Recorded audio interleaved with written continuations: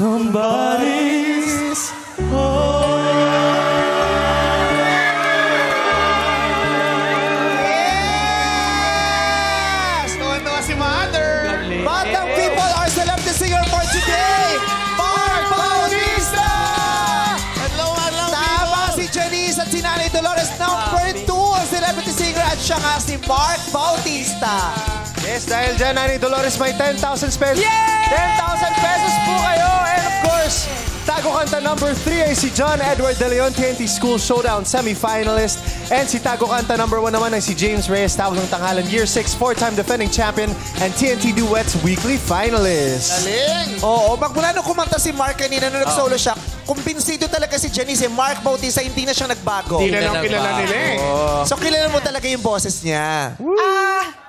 Kasi yung isa niyang kanta nasa iTunes ko. iTunes! So, di ba, pag Playlist. lagi mong naririnig, somehow yung timbre ng boses, nakukuha mo, and yung power kasi ng boses niya eh.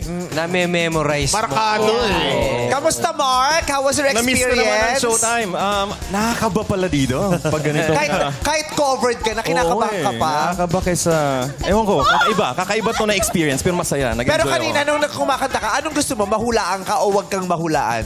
Alam mo, hindi ko alam eh. Gusto ko kinanta ko na lang eh. Kasi hindi ko rin pwedeng maiba yung boses. Hindi ko alam paano ibahin yung boses to. Pero kahit yung madlang people, parang kilalang ang boses mo. Unmistakable. Pero Vice, may tanong ako sa'yo, Brett. Barkada mo ba si Juan? Parang ng tanong. Nakatongits ba kita nung isang araw? Kasi kung di kita nakatongits, hindi kita kabarkada.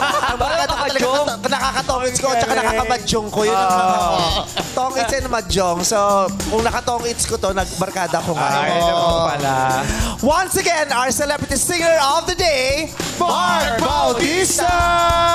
Congrats, Mami Dolores. Congrats po.